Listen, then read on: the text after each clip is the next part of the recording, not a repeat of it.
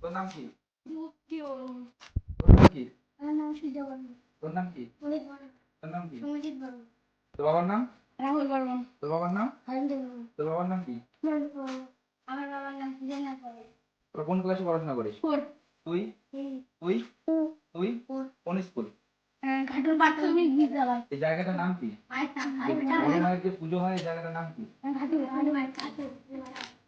তো ভাই আমার তরফ থেকে আমি তোদের জন্য কিছু এনেছি, তো তোরা নিবি তো? নে।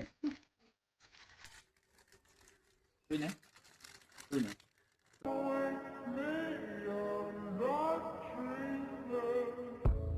আমার সাধ্য মতো তোদেরকে কিছু আমি দিচ্ছি, ঠিক আছে?